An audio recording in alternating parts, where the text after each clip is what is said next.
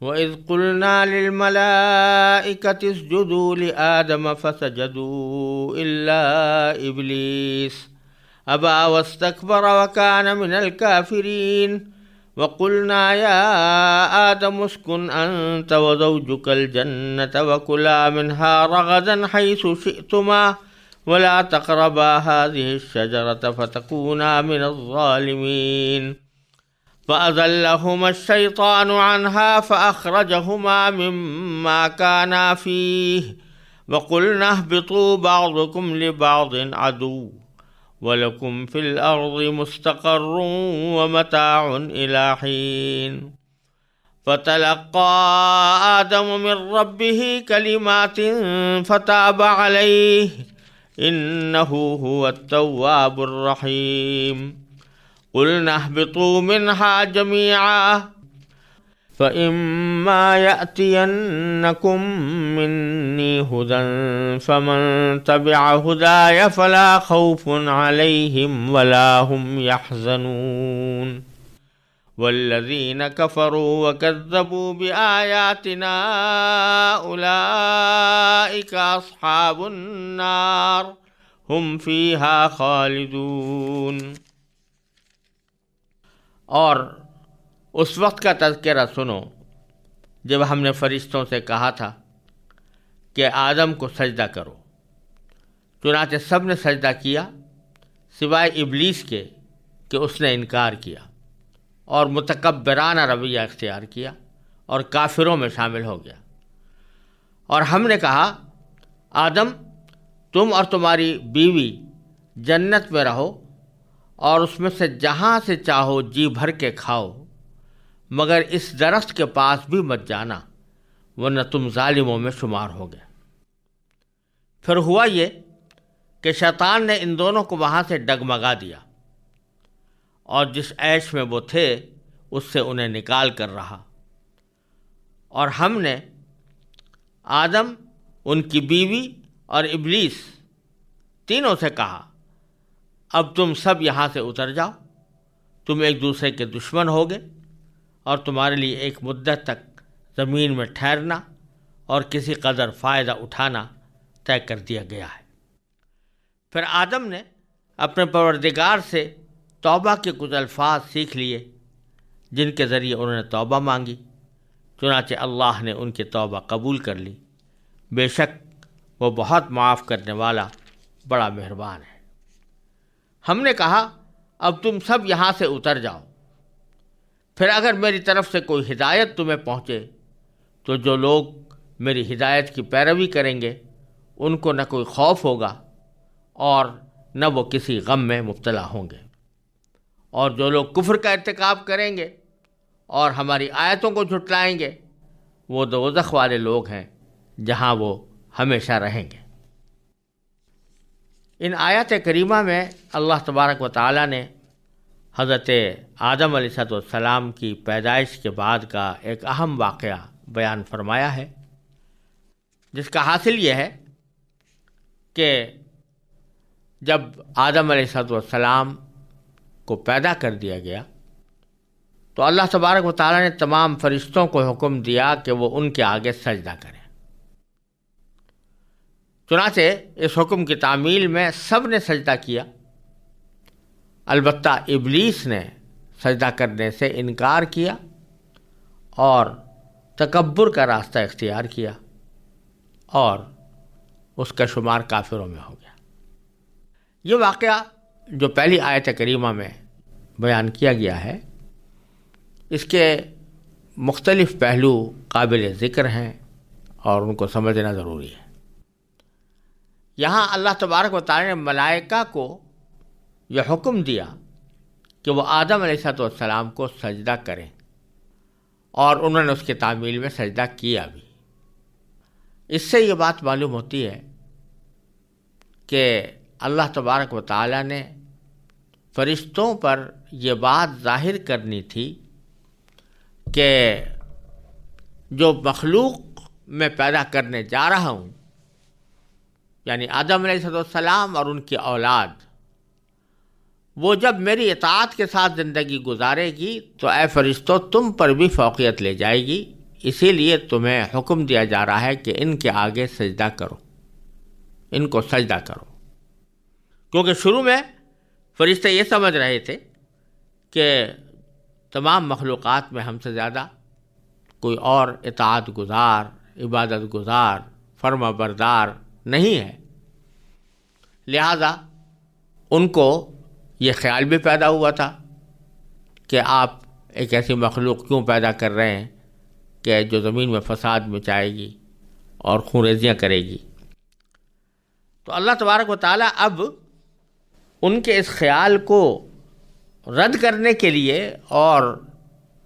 ان کے دل میں جو یہ ایک قسم کا گھمنڈ پیدا ہوا تھا کہ ہم سب سے زیادہ افضل مخلوق ہیں، اس کو بھی اللہ تبارک و تعالیٰ نے اس طرح توڑا کہ اللہ تبارک و تعالیٰ نے ان کے اس مخلوق کو جس کے بارے میں وہ یہ کہہ رہے تھے کہ وہ زمین میں فساد مچائے گی اور خونریزیاں کرے گی، اسی مخلوق کو جب پیدا کر دیا تو اللہ تبارک و تعالیٰ نے ان سے کہا کہ اس کے آگے سجدہ کرو۔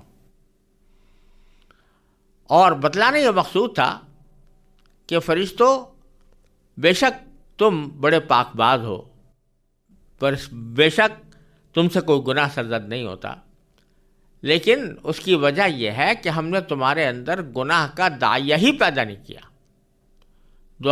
گناہ کے تقاضے ہی پیدا نہیں کیے، تو اگر تم گناہ سے بچتے ہو تو تمہارا کوئی کمال نہیں۔ لیکن یہ مخلوق جو میں پیدا کرنے جا رہا ہوں، اس کے دل میں خواہشات بھی ہوں گی، اس کے دل میں جذبات بھی ہوں گے، اس کے دل میں گناہ کے تقاضے بھی پیدا ہوں گے۔ اس کے بعد جب یہ اپنے ان تقاضوں کو دبا کر ہماری رضا کی خاطر، ہماری خوشنودی کی خاطر یہ ان گناہوں سے بچے گی تو پھر ان کا مقام تم سے آگے بڑھ جائے گا۔ اس لیے یہ جتانے کے لیے اللہ تبارک و تعالیٰ نے ایک عملی مظاہرہ یہ فرمایا کہ تمام فرشتوں سے کہا کہ ان کو سجدہ کرو۔ اس میں ایک حکمت یہ بھی ہو سکتی ہے، واللہ سبحانہ وعالم، کہ انسانوں کے بہت سے کام اللہ تبارک و تعالیٰ نے فرشتوں کے ذمے لگائے ہوئے ہیں، ان کی حفاظت کے اوپر فرشتے مقرر ہیں، ان کے بہت سے کاموں کی انجام دہی کے لیے فرشتوں کی ضرورت ہوتی ہے۔ ایک حدیث میں آتا ہے کہ انسان کی جسم میں جتنے جوڑ ہیں ان میں سے ہر جوڑ کی حفاظت پر اللہ تعالیٰ نے ایک فرشتہ مقرر کیا ہوا ہے۔ تو اس طرح ان کی انسانوں کی خدمت کے لیے اللہ تبارک و تعالیٰ نے بہت سے فرشتے پیدا فرمائے ہیں۔ تو یہ ایک عملی مظاہرہ بھی تھا کہ انسان جو ہے یہ در حقیقت اس کائنات کے پیدا کرنے میں اصل مقصود وہ ہے، اور ملائکہ بے شک معصوم ہیں، پاک باز ہیں، ان سے گناہ نہیں ہو سکتا، لیکن اس کے باوجود وہ انسانوں کے بہت سے کام وہ انجام دیتے ہیں۔ اس لحاظ سے بھی اللہ تبارک و تعالیٰ کو نے ایک عملی مظاہرہ کر کے دکھایا کہ فرشتے حضرت آدم علیہ السلام کو سجدہ کریں۔ چنانچہ قرآن کریم کہتا ہے کہ جتنے فرشتے تھے اللہ تعالیٰ کے حکم کے آگ سے سرتابی کا ان کے یہاں مجال ہی نہیں تھی، ان کے اندر طاقتیں نہیں تھی اللہ تعالیٰ کے حکم کی سرتابی کرنے کی، وہ تو پیدا ہی اللہ تعالیٰ کی اطاعت کے لیے کیے گئے تھے۔ لہٰذا جب اللہ تعالیٰ کا حکم ہوا کہ آدم کو سجدہ کرو تو وہ سب کے سب سجدے میں گر گئے، سب نے سجدہ کیا۔ یہاں یہ بات بھی سمجھ لینی چاہیے کہ یہ سجدہ جو کیا گیا یا جس کا مطالبہ فرشتوں سے کیا گیا، یہ سجدہ عبادت والا سجدہ نہیں تھا بلکہ تعظیم والا سجدہ تھا۔ سجدے کی دو قسمیں ہوتی ہیں، ایک وہ جو کسی کو معبود سمجھ کر کیا جائے، اپنا خالق، مالک، کارساز سمجھ کر کیا جائے، وہ تو کہلاتا ہے عبادت والا سجدہ، جیسے ہم نماز میں کرتے ہیں۔ اور یہ سجدہ اللہ تبارک و تعالیٰ کے سوا کسی کو کیا ہی نہیں جا سکتا، اور کسی بھی دور میں، کسی بھی ملت میں، کسی بھی مذہب میں، کسی بھی نبی کے قوم میں اس قسم کا سجدہ اللہ تعالیٰ کے سوا کسی اور کے لیے کبھی جائز ہی نہیں ہوا۔ لیکن ایک دوسرا سجدہ وہ ہے جس کو سجدہ تعظیمی کہتے ہیں، یعنی جس کو سجدہ کیا جا رہا ہے اس کو نہ اپنا مالک سمجھ رہے ہیں، نہ اس کو اپنا خالق سمجھ رہے ہیں، نہ اپنا خدا سمجھ رہے ہیں، بلکہ محض ایک اپنی تعظیم کے اظہار کے لیے، تکریم کے اظہار کے لیے سجدہ کیا جائے، اس کو سجدہ تعظیمی کہتے ہیں۔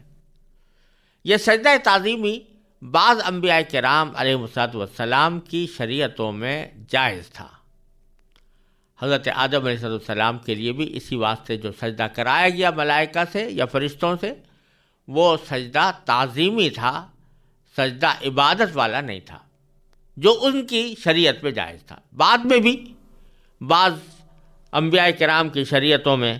سجدہ تعظیمی کی اجازت دی گئی تھی، جیسا کہ حضرت یوسف علیہ السلام کے واقعے میں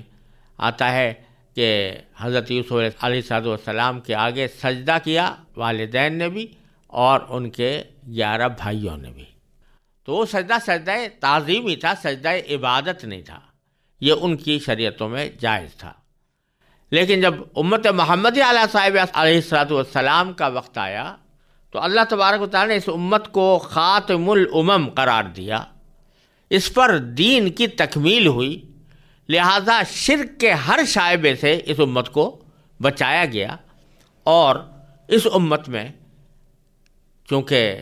دین کی تکمیل ہو رہی تھی، الیوم اکملت لکم دینکم واتممت علیکم نعمتی ورضیت لکم الاسلام دینا، تو اس لیے اس امت کے اندر یہ تعظیم والا سجدہ بھی اللہ تبارک و تعالیٰ کے سوا کسی اور کے لیے جائز قرار نہیں دیا گیا، اس کو حرام کر دیا گیا۔ اور یہ بات متواتر، تقریباً معنی متواتر احادیث سے ثابت ہے کہ ایسا سجدہ اب کسی بھی مخلوق کو کیا نہیں جا سکتا، چاہے وہ سجدہ تعظیمی ہی کیوں نہ ہو۔ چنانچہ ایک حدیث میں رسول کریم سرور دو عالم صلی اللہ علیہ وسلم کا یہ ارشاد منقول ہے کہ آپ نے فرمایا کہ اگر اللہ کے سوا کسی کو سجدہ کرنا جائز ہوتا تو میں بیوی کو حکم دیتا کہ وہ شوہر کو سجدہ کرے۔ جس کا مطلب یہ ہوا کہ اللہ کے سوا کسی اور کو سجدہ کرنا کسی بھی قسم کا، چاہے وہ تعظیم ہی کی نیت سے کیوں نہ ہو، عبادت کی نیت سے نہ ہو، تب بھی وہ کسی اور کے لیے سجدہ کرنا حرام قرار دے دیا گیا ہے اس امت محمدیہ علیہ صاحب والسلام میں۔ اور اب کسی کے لیے جائز نہیں ہے کہ وہ محض تعظیم کے نقطہ نظر سے بھی کسی کو سجدہ کرے۔ لہذا ہمارے عرف میں یا ہمارے معاشرے میں بہت سے لوگ جو جا کر اولیاء اللہ کو یا ان کی قبروں کو سجدے کرتے ہیں، اس کا کوئی جواز نہیں، اور یہ اب امت محمد علیہ صاحب والسلام کے اندر اس قسم کا سجدہ اللہ تبارک و تعالیٰ کے سوا کسی اور کے لیے جائز نہیں، چاہے اس کا مقصود تعظیم ہو، چاہے اس کا مقصد عبادت ہو۔ عبادت مقصود ہو تو شرک ہے اور آدمی اس سے کافر ہو جاتا ہے، اور اگر عبادت مقصود نہ ہو، تعظیم مقصود ہو، تب بھی بالکل حرام ہے اور بہت سخت حرام ہے۔ اور حرام کی بھی بعض صورتیں ایسی ہوتی ہیں جو شرک سے مشابہ ہوتی ہیں، تو ان کی حرمت بھی بہت عظیم ہوتی ہے۔ ایسے ہی زبردست حرام عمل ہے اللہ تعالیٰ کے سوا کسی اور کو سجدہ کرنے کا، لیکن چونکہ ابتدا میں یہ تعظیم والا سجدہ جائز قرار دیا گیا تھا، تو اس لیے آدم علیہ السلام کے لیے تمام ملائکوں کو حکم ہوا کہ وہ ان کے آگے سجدہ کریں، اور انہوں نے ان کا تعالیٰ کے حکم کی تعمیل میں ان کے آگے سجدہ کیا۔